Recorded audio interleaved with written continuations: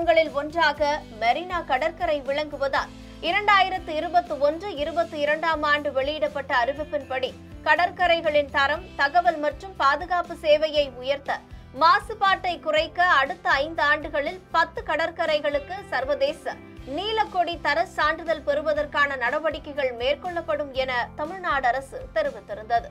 முதலில் சர்வதேச நீலக்கொடி தர சான்றிதழ் பற்றி தெரிந்து கொள்வோம். டென்மார்க்கை சார்ந்த அறக்கட்டளை சார்பில் இந்த சான்றிதழ் வழங்கப்படுகிறது. சுற்றுச்சூழல் கல்வியின் அடிப்படை நிறுவனமான FEE, அதாவது ஃபவுண்டேஷன் ஆஃப் என்விரான்மெண்டல் எஜுகேஷன் மூலமாக இச்சான்றிதழ் பெறப்படுகிறது. இந்த சான்றிதழ் பெற்ற கடற்கரை எப்போதும் வெளிநாட்டு சுற்றுலா பயணிகளை கவரும் என்பது குறிப்பிடத்தக்கது.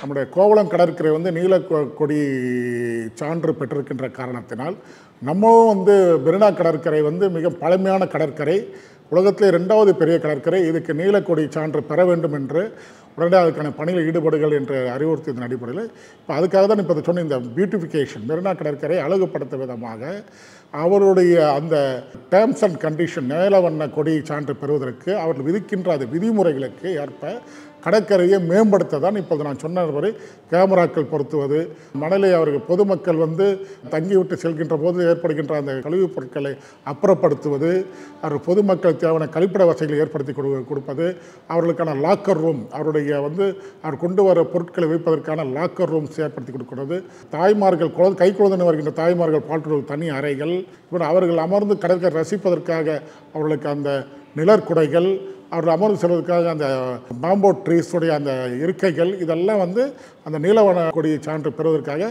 பிரத்யேகமாக இந்த ஆண்டு இப்போ கடந்த மாதம் ஒப்பந்தங்கள் கோரி இந்த ஒப்பந்த அடிப்படையில் இதெல்லாம் நாங்கள் நிறைவேற்ற இருக்கின்றோம்.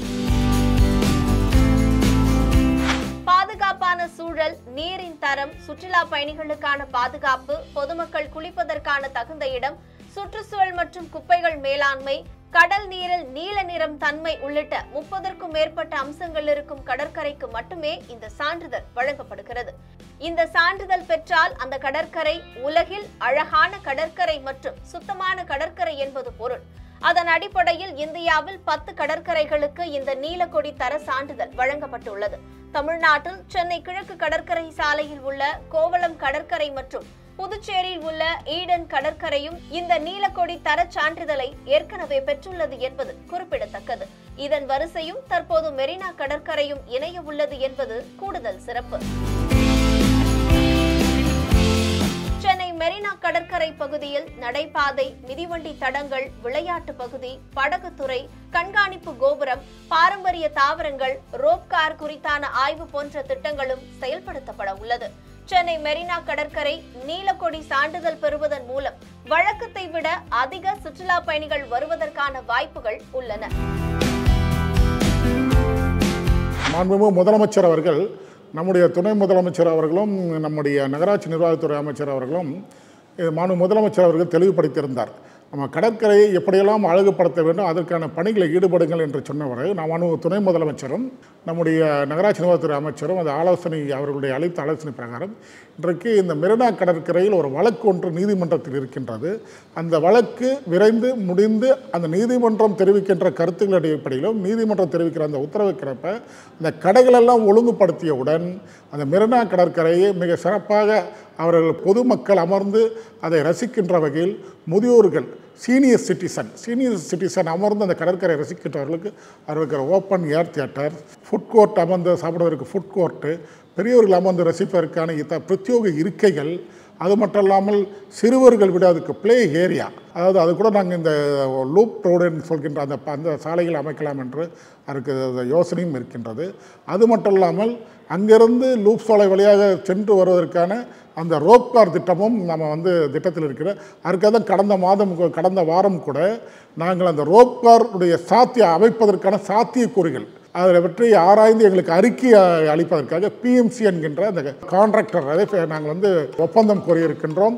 அந்த ஒப்பந்தத்தின் அடிப்படையில் அவர்கள் அந்த PMC அவர்கள் அந்த ரோப் கார் அமைப்பதற்கான சாத்தியக்கூறுகள் அதை பற்றி அவர்கள் அறிக்கை அளித்தால் உலகம் தரம் வாய்ந்த, அதாவது மிகப்பெரிய வல்லுநர்களை கொண்ட ஒரு கட்டிட அமைப்பு வந்து ஆர்கிடெக்ட் சொல்கின்ற அந்த கட்டிட வடிவமைப்பு நிபுணர்களை கொண்டு அது மெரினா கடற்கரை அழகுபடுத்த விதமாக அவ்வளோ வரைபடங்களை பெற்று அதில் ரோப் கார் வசதின்னு எங்கு வசதியும் கூடிய அந்த கட்டிட நிபுணர்கிட்ட வரைபடுகின்ற வரைபடத்தை நாங்கள் ஆய்வு செய்து முதலமைச்சரின் வந்து அனுமதி பெற்று அதை ஒப்பந்தம் கொள்ளலாம் என்று நம்ம நகராட்சி நிர்வாகத்துறை அமைச்சரும் மாண்புமிகு துணை முதலமைச்சர் அவர்களும் முடிவு செய்திருக்கின்றார்கள். அதற்காக பணிகளில் இப்போ ஈடுபட்டு கொண்டிருக்கின்றோம். இதன் மூலம் சென்னை மெரினா கடற்கரை சுற்றுலா வளர்ச்சியை அடுத்த கட்டத்திற்கு செல்லும் என எதிர்பார்க்கப்படுகிறது. எல்லோருக்கும் எல்லாம் என்பது சமத்துவ கொள்கையாக மட்டுமல்லாமல் ஆட்சியின் கொள்கையாகவே அறிவித்திருக்கிறார்கள் மாண்புமிகு தமிழ்நாடு முதலமைச்சர் அவர்கள்.